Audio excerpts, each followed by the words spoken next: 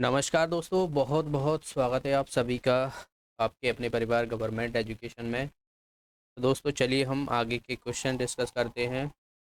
और बात की जाए तो हम ITTO के क्वेश्चन डिस्कस कर रहे हैं। इससे पहले कि अगर आपने वीडियो नहीं देखे हैं तो आपको प्लेलिस्ट मिल जाएगी, तो वहाँ से आप सारे वीडियो एक साथ देख सकते हो। और जो कॉपा की तैयारी कर रहे हैं तो जाहिर सी बात है, नॉन टेक तो सेम ही रहने वाला है, तो कॉपा वालों के लिए अलग से एक प्लेलिस्ट बनी हुई है।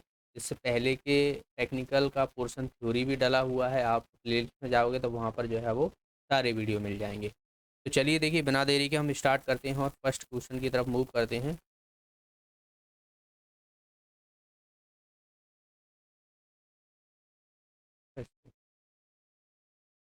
देखिए क्या बोला गया है कि बाल चरखा संघ की स्थापना जो है वो किसने की थी? इंदिरा गांधी, रविन्द्र नाथ टैगोर, चंद्रशेखर आज़ाद या भीमराव अंबेडकर। ओके, थोड़ा सा हैंग हो गया। चलिए, तो इसका आंसर क्या हो जाएगा हमारा? इसका आंसर हो जाएगा इंदिरा गांधी। इंदिरा गांधी के टाइम पे जो है ये हुआ था। और आपको पता हो तो इंदिरा गांधी को जो है वो आयरन लेडी ऑफ इंडिया के नाम से भी जाना जाता है। इन्हीं के टाइम पर बात की जाए तो अगर आपने पोखरण, पहला न्यूक्लियर टेस्ट हुआ था पोखरण में, तो इन्हीं के टाइम पर हुआ था। 1974 की बात है। और इसका नाम क्या दिया हुआ था? तो यहाँ पर मैं लिख देता हूँ, न्यूक्लियर टेस्ट टेस्ट हुआ था। स्माइलिंग बुद्धा नाम दिया गया था। स्माइलिंग बुद्धा के नाम से जो है इसको पहला न्यूक्लियर टेस्ट किया गया था। तो ये डेट भी आपको याद रख लेना है, ओके, 1974 में। चलिए अगले क्वेश्चन की तरफ बढ़ते हैं। बाकी देखिए, रविन्द्रनाथ टैगोर की बात की जाए तो आपको पता हो तो ये पहले इंडियन है। 1913 में, 1913 में जो है इनको नोबेल प्राइज़ मिला था, पहले इंडियन है। और गीतांजलि के जो है इनको नोबेल प्राइज़ मिला था, जो लिटरेचर में दिया गया था। एंड चंद्रशेखर आज़ाद की बात की जाए तो इनका जन्म भाभरा में हुआ था, मध्य प्रदेश के भाभरा अलीराजपुर डिस्ट्रिक्ट के अंतर्गत देखने को मिला था। और इन्होंने अपने आप को शूट कर लिया, कहता है 1931 की बात है। ओके। एंड भीमराव अंबेडकर की बात की जाए तो इनका जन्म महू में हुआ, जो कि इंदौर ज़िले में पड़ता है। अब इसका नाम, महू का नाम जो है वो अंबेडकर नगर के नाम से जाना जाता है, तो इन्हीं के नाम पर रख दिया गया है। एंड बात की जाए तो आर्टिकल 32 जो था, 32 जो है, भीमराव अंबेडकर ने जो है वो संविधान की आत्मा कहा है। संविधान की आत्मा। ठीक है, तो आपसे क्वेश्चन पूछ लिया जाता है कि संविधान की आत्मा भीमराव अंबेडकर ने संविधान की आत्मा किस आर्टिकल को कहा था? तो आर्टिकल 32 याद रख लेना। ओके। जाहिर सी बात है, मध्य प्रदेश में इनका जन्म हुआ है, तो काफ़ी क्वेश्चन जो है यहाँ से पूछे जाते हैं। मूक नायक किसके द्वारा लिखी गई थी? तो इन्हीं के द्वारा लिखी गई थी, मूक नायक। ठीक है। एंड संविधान का पिता जो है इनको कहा जाता है, फादर ऑफ इंडियन कॉन्स्टिट्यूशन जो है वो कहा जाता है। गोलमेज सम्मेलन में एकमात्र जो थे, इन्होंने तीनों गोलमेज सम्मेलन में भाग लिया, तीनों गोल मेज सम्मेलन में भाग लिया था। ओके। चलिए अगले क्वेश्चन की तरफ बढ़ते हैं। तानसेन का मकबरा आपको कहाँ पर देखने को मिलता है? मध्य प्रदेश में। आसान सा प्रश्न है। तानसेन का मकबरा बुरहानपुर में, ग्वालियर में, या बात की जाए जबलपुर में या इंदौर में? तो सभी को पता होगा, इसका आंसर हो जाएगा हमारा ग्वालियर में। तानसेन जो है वो अकबर के दो नौ रत्नों में से एक थे। ठीक है। तो राम तनु के नाम से जो है इनको बचपन का नाम था दरअसल। और ये कहाँ पर जो है इनका जन्म हुआ था? तो बहट में हुआ था। तो ग्वालियर से थोड़ी दूर पर जो है वो बहट एक गांव है, वहाँ पर जो है इनका जन्म हुआ। एंड तानसेन नगरी के नाम से भी जाना जाता है ग्वालियर को, तो इन्हीं के नाम पर रखी है। तो ग्वालियर को क्या? तानसेन नगरी। ठीक है, तानसेन नगरी के नाम से भी जाना जाता है। तानसेन नगरी। अगर आपसे पूछा जाए कि किसको कहा जाता है तो ग्वालियर को। ग्वालियर में देखिए बहुत एक जीके सामने देखने को मिलती है। जैसे कि आपको पता है कि रानी लक्ष्मीबाई की समाधि कहाँ पर देखने को मिलती है? लक्ष्मीबाई की समाधि आपको ग्वालियर में ही देखने को मिलती है, समाधि। ठीक है। फिजिकल इंस्टीट्यूट हो गया, रानी लक्ष्मीबाई के नाम से ही है, तो वो भी वहीं पर देखने को मिलता है। जय विलास पैलेस हो गया, जय विलास पैलेस देखने को मिलता है, जो कि महाराजा सिंधिया का महल हुआ करता था। एंड मानसिंह महल हो गया, मानसिंह महल। एंड मानसिंह महल हो गया, सास बहू मंदिर हो गया, सास बहू मंदिर या शस्त्र बहू मंदिर के नाम से भी जाना जाता है। तेली का मंदिर हो गया, तेली का मंदिर। ठीक है, तेली का मंदिर दरअसल जो है नॉर्थ इंडिया में या मध्य प्रदेश में नॉर्थ में एकमात्र ऐसा मंदिर है जो कि द्रविड़ शैली में बनाया गया है। ठीक है, द्रविड़ शैली में, द्रविड़ शैली के मंदिर आपको कहाँ पे देखने को मिलते हैं? साउथ साइड देखने को मिलते हैं, जैसे कि तमिलनाडु में देखने को मिलेंगे, तो साउथ साइड देखने को मिलते हैं, नॉर्थ में बहुत कम मिलती है। तो तेली का मंदिर एकमात्र ऐसा मंदिर है जो कि द्रविड़ शैली में बनाया गया है इसको। ठीक है, कर्ण महल भी आपको यहीं पर देखने को मिलता है, ग्वालियर में ही कर्ण महल हो गया, कर्ण महल हो गया। एंड एंड बात की जाए तो गजराजा, गजरा राजे मेडिकल कॉलेज भी यहीं पर देखने को मिलता है, मेडिकल कॉलेज। ठीक है, तो 1946 में इसकी स्थापना हुई थी, पहला मध्य प्रदेश का मेडिकल कॉलेज है जो कि ग्वालियर में है। राजमाता विजय राजे कृषि विश्वविद्यालय भी आपको ग्वालियर में ही देखने को मिलता है। तो बहुत चीज़ें हैं जो ग्वालियर में देखने को मिलती है। JVV ट्रिपल ITM देखने को मिलता है, जो अटल बिहारी वाजपेयी के नाम से जो है इसको जाना जाता है, Indian institute of information technology management. ठीक है, तो ये भी आपको ग्वालियर में देखने को मिलता है, ये याद रख लेना, ये पूछ के जाता है बहुत बार। एंड ओके, तो तानसेन का मकबरा कहाँ पे हो गया? ग्वालियर। मोहम्मद गौस का मकबरा भी ग्वालियर में ही है। तो दो मकबरे जो है वो ग्वालियर में देखने को मिलते हैं, तो जहाँ से पूछे जाते हैं यार। रानी रूपमती का महल कहाँ पर है? ग्वालियर में, जबलपुर में, बैतूल में या धार में?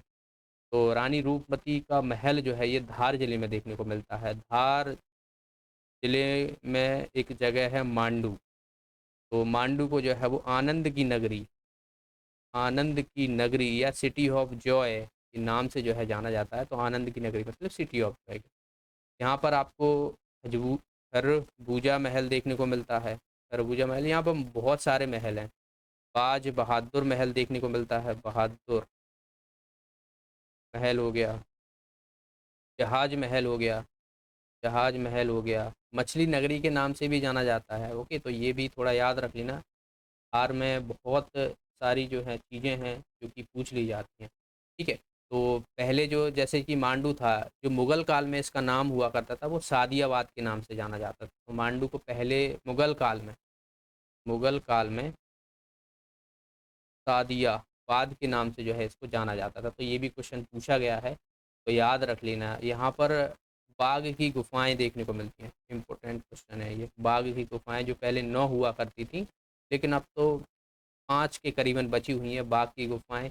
ठीक है, बागनी नदी जो है देखने को मिलती है, या बाघ रहने लगे तो उन्हीं के नाम पर जो है इनको रख दिया, बाघ की गुफाएं हो गई।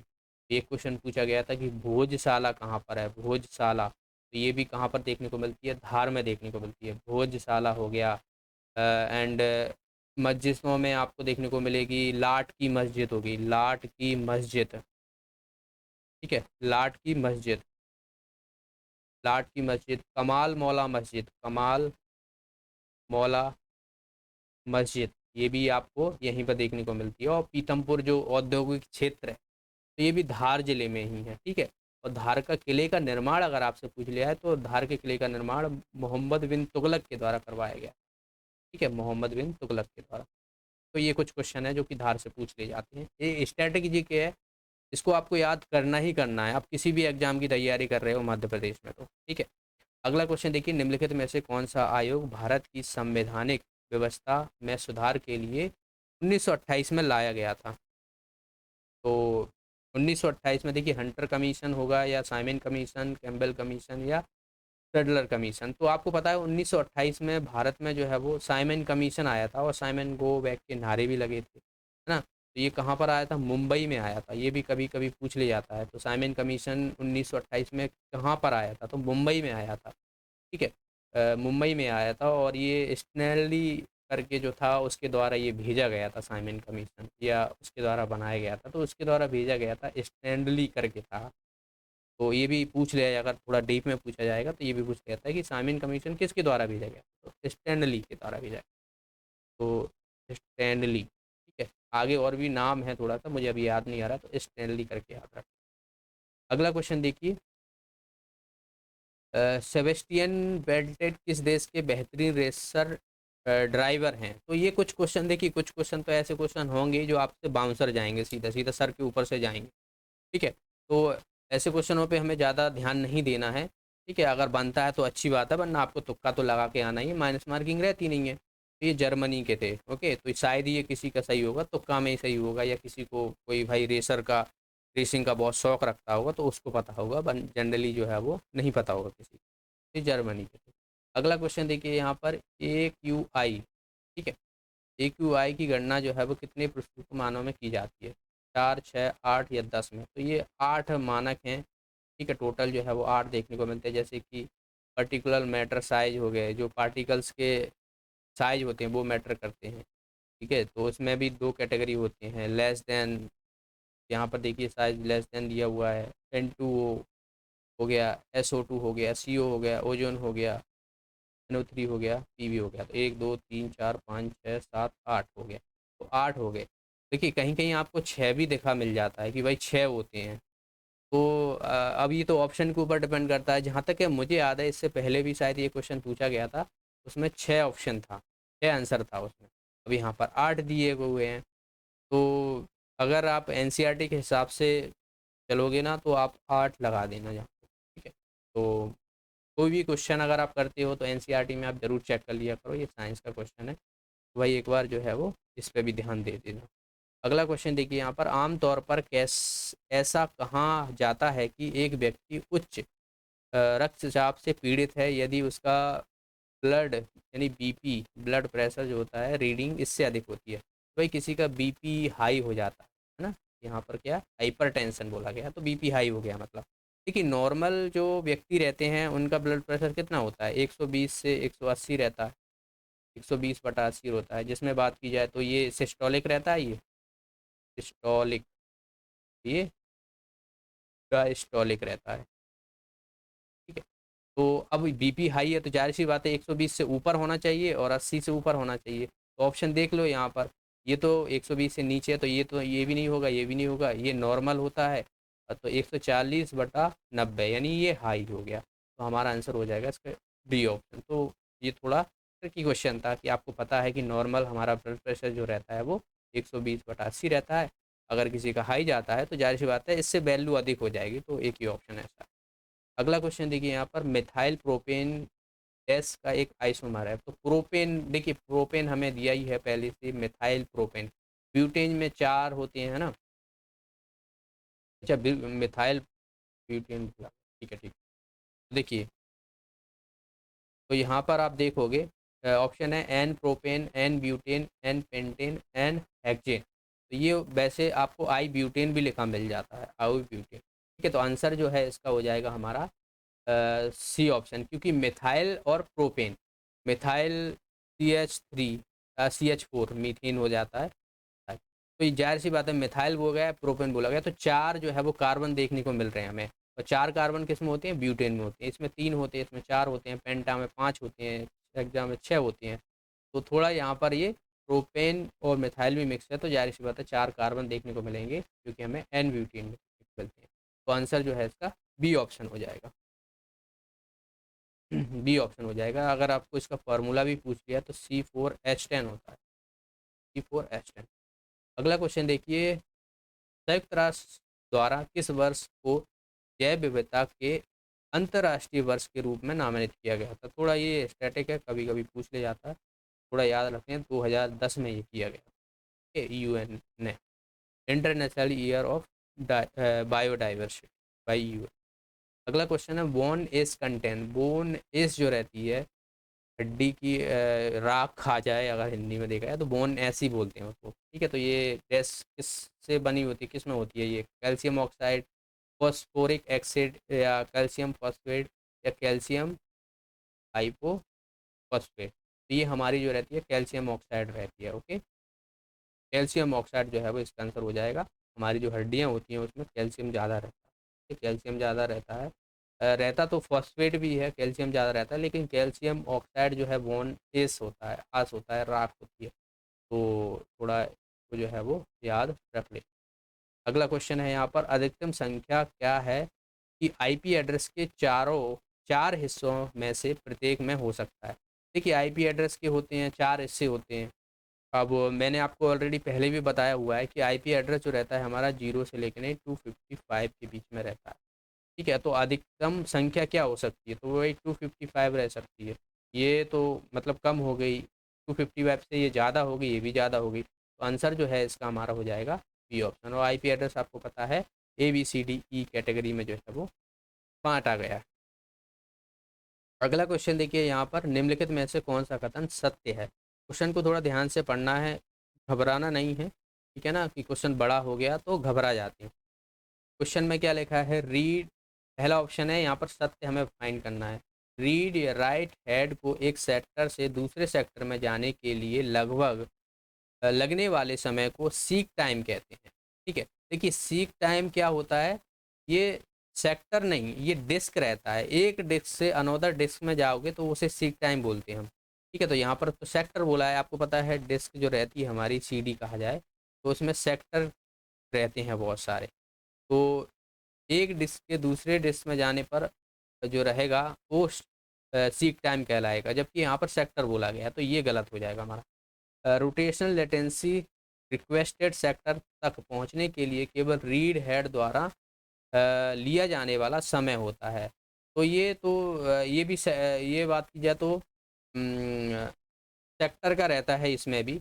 यहाँ पर हमें क्या बोला गया है, रीड टाइम सेक्टर का, ओके सेक्टर का बोला गया, rotational energy is time to taken by the read to requested sector. तो यहाँ पर ये सेक्टर बोला गया, तो इसमें भी ये वाला भी ऑप्शन नहीं होगा, ये भी गलत दिया हुआ है इन्होंने। ठीक है, ये भी गलत दिया हुआ है। सीक टाइम को एक ट्रैक से दूसरे ट्रैक पर जाने के लिए रीड राइट हेड द्वारा आवश्यक समय के रूप में परिभाषित किया जाता है। हाँ, ये वाला सही है। देखिए मैंने आपको यहाँ पर शुरू में क्या बोला गया था कि एक डिस्क से दूसरे डिस्क में, मतलब वहाँ पर इसमें सेक्टर रहते हैं लेकिन ट्रैक भी रहते हैं, तो ट्रैक का भी आपको याद रख लेना है कि एक ट्रैक से अगर दूसरे ट्रैक में जाओगे, ठीक है, तो वो भी हमारा जो है वो सीक टाइम जो है वो कहलाता है। तो इसका आंसर हो जाएगा हमारा सी ऑप्शन।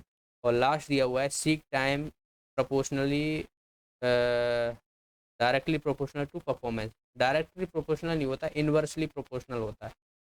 इनवर्सली प्रोपोर्शनल होता है, प्रोपोर्शनल, ठीक है, डायरेक्ट नहीं होता है। तो ये भी उल्टा दिया हुआ है दरअसल। तो आंसर जो है हमारा सी ऑप्शन हो जाएगा। अगला क्वेश्चन है, किस क्रिप्टोग्राफी तकनीक से सेंडर और रिसीवर दोनों में एकल कुंजी की साझी होती है। तो ये भी आसान सा ही है। देखिए blockchain cryptography, embedded cryptography, public की क्रिप्टोग्राफी या सिमेट्रिक की। ये सिमेट्रिक की होती है। दरअसल होता क्या है कि एक सेंडर होता है और एक रिसीवर होता है। ये सेंडर है, अब ये रिसीवर है, तो इसने कोई, जाहिर सी बात है, कोई डेटा सेंड किया, वो भी इनक्रिप्ट मोड में है होगा, इनक्रिप्ट मोड में होगा। ठीक है, अब इसने सेंड किया तो जाहिर सी बात है वो इनक्रिप्ट हो गया है। तो यहाँ पर जो है ये वाला जो डेटा रहेगा वो सिफर मोड में रहेगा। दैन उसके बाद जो है यहाँ पर पहुँचेगा तो इसको क्या, अब जाहिर सी बात है ये यहाँ पर सिफर हो गया, यानी ये डेटा जो भेजा गया था वो दूसरे फॉर्म में कन्वर्ट हो गया, जिससे कि दूसरा कोई पढ़ ना पाए। भाई बीच वाला कोई अगर ऐसा है, हैकर है या कोई आपका इन्फॉर्मेशन ले रहा है, ठीक है, तो बीच वाला पढ़ ही नहीं पाएगा। फिर यहाँ पर क्या हो जाएगा, डिक्रिप्ट हो जाएगा, डिक्रिप्ट हो जाएगा, डिस्क्रिप्ट हो जाएगा। ठीक है, तो यहाँ पर पहुँच के नहीं फिर रिसीवर के पास पहुँच जाएगा। तो ये जो पूरी जो रहेगी वो हमारी सिमेट्रिक की क्रिप्टोग्राफी रहती है। ये सिमेट्रिक की क्रिप्टोग्राफी रहती है। ठीक है, तो इसी को बोलते हैं। अब इसमें जो है वो की भी रहती हैं, तो ये यहाँ से यहाँ ये वाली जो रहेगी की और ये वाली की रहेगी, तो दोनों सेम रहती हैं। ये सिमेट्रिक की क्रिप्टोग्राफी रहती है। अगला क्वेश्चन देखिए, 1 गीगाबाइट के बराबर होता है। तो भाई सभी को पता होगा इसका आंसर। तो 1 GB किसके बराबर होता है, 1024 MB के बराबर होता है मेगाबाइट्स। आंसर हो जाएगा इसका बी ऑप्शन। अगला क्वेश्चन है, SMPS क्या है। सप्लाई, पावर सप्लाई यूनिट हो जाएगी, या अर्थमेटिक लॉजिक प्रोग्राम, या कमांड। देखिए अगर आपने डेस्कटॉप पे कभी काम किया हो या आपने थोड़ा सा उसको खोला होगा तो उसमें एक पावर सप्लाई लगी रहती है, कुछ ऐसे कलर की, एक डब्बा सा रहता है, ये रहती है। तो यही जो रहती है वो SMPS रहती है, उस पर लिखा भी होता है स्विच मोड पावर सप्लाई। ठीक है, तो वो पावर सप्लाई यूनिट होती है, तो वो पावर सप्लाई करती है हमारे सिस्टम को, जिससे हमारा सिस्टम चलता है। तो इसकी फुल फॉर्म भी याद रख लेना, ये क्या होती है, switch mode power supply. Okay, तो ये भी फुल फॉर्म भी पूछ ली जाती है। अब यहाँ से देखिए रीजनिंग के क्वेश्चन है, कागज़ के एक टुकड़ा दिया हुआ है, तो जाहिर सी बात है इसे हमें बताना है, क्योंकि इसको यहाँ से फोल्ड कर दिया है, देन इसको दूसरे किनारे से फोल्ड कर दिया है और बीच में ट्रायंगल कर दिया है। तो बीच में ट्रायंगल होना चाहिए पहली बात तो, क्योंकि यहाँ पर मोड़ा तो नहीं गया है, तो ट्रायंगल ही बनेगा बस। तो ये तो उल्टा है, ये होगा नहीं, ये भी नहीं होगा, मतलब इन दोनों में से होगा। अब यहाँ पर आप देखोगे, यहाँ से कट तो किया ही नहीं है इन्होंने, कुछ कट किया है क्या यहाँ पर, ये तो क्वेश्चन गड़बड़ दे दिया। अब ऐसे तो बी भी ए भी ऑप्शन हो सकता है, बी भी ऑप्शन होता है, कुछ कट तो लगाना चाहिए कि यहाँ पर हमने कट किया है। ठीक है, तो यहाँ पर कुछ इस तरीके से कट किया है कि ऐसे कट किया है, तो ये क्वेश्चन तो थोड़ा गड़बड़ सा लग रहा है। ठीक है, जनरली जो है वो ए और बी में से कोई ऑप्शन होगा, पर यहाँ पर हमें पता ही नहीं है कि भाई कहाँ पे कट लगाया गया है, इन्होंने कुछ देख रहे हो यहाँ पर कुछ बोला ही नहीं गया। तो ऐसे में क्या करें, ए ऑप्शन लगा देते हैं और बढ़ जाते हैं आगे। ठीक है, तो ऐसे क्वेश्चनों में आप ए ऑप्शन लगा के जो है बढ़ जाया करो, ए और बी में से, तो पहला ऑप्शन लगा दिया करो। अगला क्वेश्चन है यहाँ पर, जियो की 32, सी की 49 है, तो सम का क्या होगा। देखिए जी 7 पे आता है, ओ आता है कितने पर, MNO 13 14 15 पे आता है, तो ये टोटल कितना हो जाएगा, 22 हो रहा है ना, 7 5 12, MNO 13 14 15, 22 तो नहीं है, तो 32 है, ये तो कुछ गड़बड़ हो गया।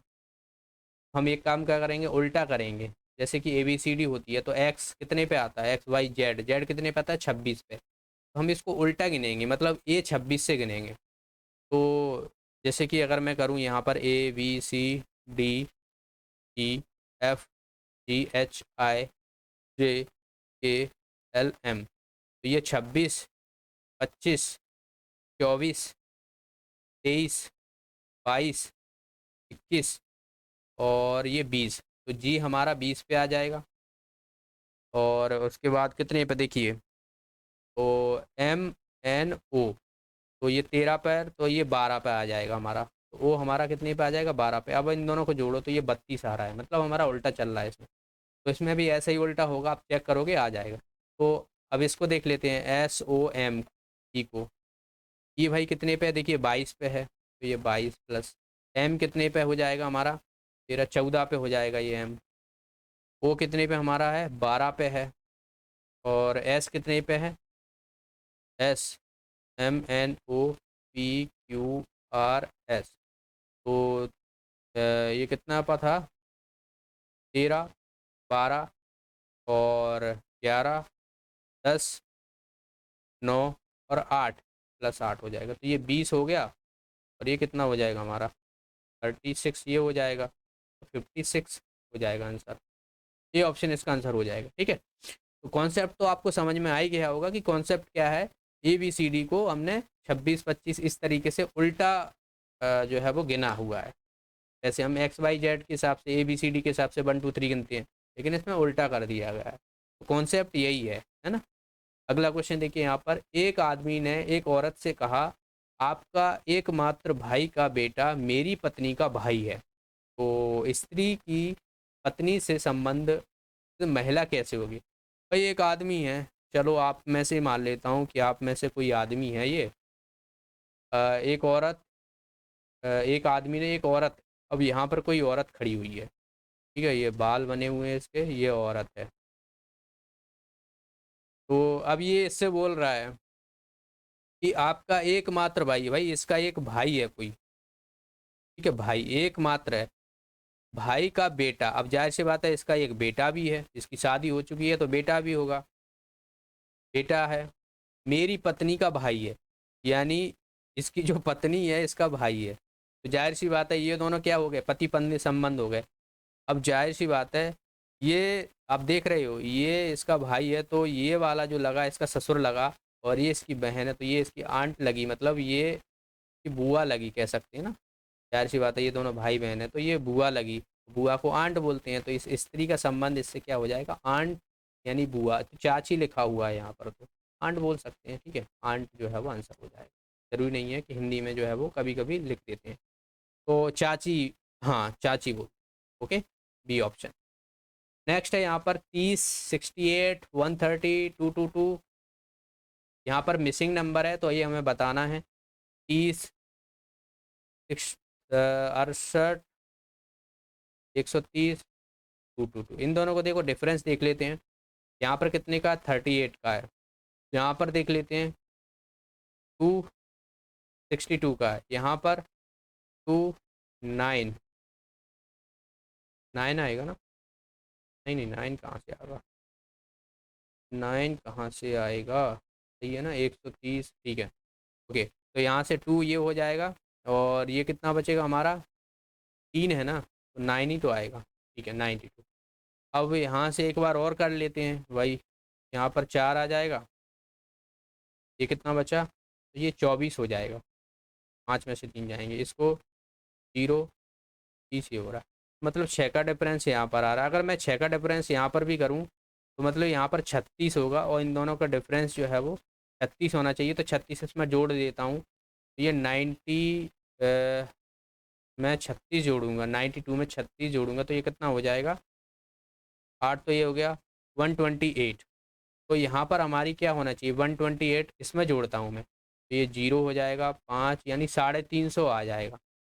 तो आगे भी देख लेते हैं भाई, एक बार आगे भी देख लेते हैं। 550 दिया हुआ है, सॉरी 520 दिया हुआ है और 350 इसमें से घटाता हूँ तो 0, 7, और ये कितना बचेगा हमारा, एक बचेगा, तो 170 यहाँ पे आ रहा है, 170 है। तो इन दोनों का डिफरेंस देख लो, तो ये हो रहा है और यहाँ पर 6 बचेगा तो 4 ये हो रहा है। तो देखिए यहाँ पर 6 का डिफरेंस, यहाँ पर 6 का डिफरेंस, यहाँ पर भी 6 का डिफरेंस, तो मतलब हमारा आंसर आ जाएगा इसका 350। ठीक है, 350 जो है वो थोड़ा 2 बार जो है वो इन्होंने बना दिया है, 2 बार। अगला क्वेश्चन देखिए, फिल्म का कोड दिया हुआ है FILM का ADGH दिया हुआ है, ए से एफ तक जा रहे हैं, तो ABCDEF, ये कितना हो रहा है, ए 5 + 5 हो रहा है। बी के बाद IDEFGHI, ये भी +5 है। GHIJKL, ये भी +5 है। HIJKLM, ये भी +5 है। समझ रहे हो, तो +5 हो रहा है। देख लो, जैसे कि ये H से स्टार्ट करूँगा, HIJKLM, बिल्कुल। फिर GHI, जी से नहीं होगा, DEFGH,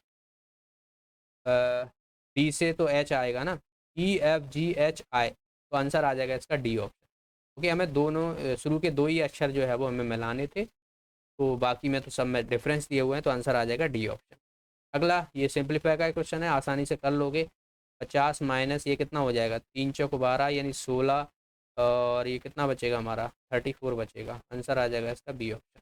अगला क्वेश्चन देखिए, 2 संख्याओं में से छोटी संख्या ज्ञात कीजिए, उन संख्याओं का योग 28 और अंतर 4 दिया हुआ है। तो एक संख्या है, दूसरी संख्या बी है, इनका योग 28 दिया हुआ है और दोनों का अंतर कितना दिया हुआ है, 4 दिया हुआ है।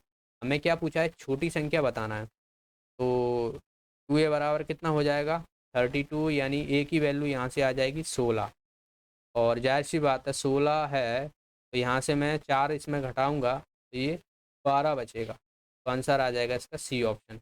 छोटी वाली संख्या कितनी होगी, 12 हो जाएगी, क्योंकि आपको सोचिए 16 ये है, a की बराबर 16 है, b की वैल्यू 12 है, तो दोनों को जोड़ोगे तो तभी तो 28 आएगा।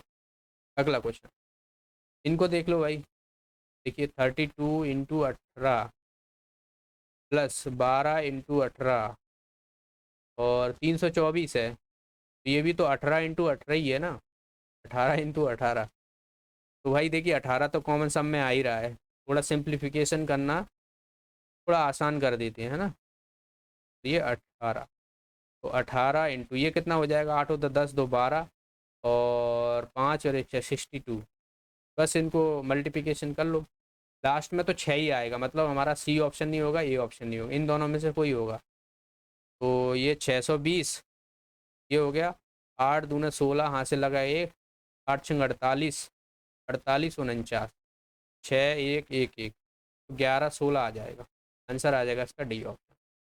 अगला क्वेश्चन है, एक टंकी को भरने के लिए पाइप XYZ 10 मिनट, 30 मिनट और 15 मिनट में भर देते हैं, तीनों पाइपों को एक साथ खोल दिया जाए तो कितने समय में भर लेंगे? तो आसान है, एक्स बाई जेड। ये कितने में भर रहा है? 10 मिनट में भाई। ये 30 मिनट में, ये 15 मिनट में। एलसीएम ले लोगे तो 30 आएगा। ए की क्षमता आ जाएगी हमारी कितनी? 3। बी की क्षमता 1 हो जाएगी, और जेड की जेड की क्षमता जो है वो 2 हो जाएगी। तो एक्स बाई जेड टोटल 30 है। तीनों की क्षमता आप जोड़ोगे तो 6, 6 पंजा 30, यानी 5 मिनट में जो है पूरा भर देगा टंकी को, तीनों पाइप। अगला क्वेश्चन, धारा के अनुकूल चल रही एक नाव 6 घंटे में 30 किलोमीटर की दूरी तय करती है, जबकि समान दूरी को धारा के प्रतिकूल तय करने में 10 घंटे लगते हैं। तो हमें बताना है कि नाव की गति क्या होगी स्थिर पानी में, वो भी। तो हमें सीधा सा है, जो बोट है हमारी उसकी स्पीड निकालनी है। तो बोट पहले तो क्या अनुकूल चल रही है, तो बोट प्लस स्ट्रीम, इनका स्पीड कितनी हो जाएगी? 30/60। तो यहाँ से कितना आ जाएगा? ये 5 आ जाएगा। अच्छा, इसी तरीके से मैं विपरीत दिशा में करूँगा तो 30 किलोमीटर है, 10 घंटे में कवर कर रही है, तो 3 आ जाएगी। समझ में आ गया? ओके, तो ये मैं पहले करा चुका हूँ, तो अब ज़्यादा कुछ ऐसा बचा नहीं है इसमें बताने के लिए। 5 हो जाएगा। एक इक्वेशन ये बन गया, दूसरा इक्वेशन ये बन गया, दोनों को जोड़ दो, ये कट जाएगा। 2b बराबर 8। तो b की वैल्यू यहाँ से कितनी आ जाएगी? 4 आ जाएगी। तो 4 किलोमीटर पर आवर जो है वो बोट की स्पीड आ जाएगी। आंसर आ जाएगा इसका डी ऑप्शन।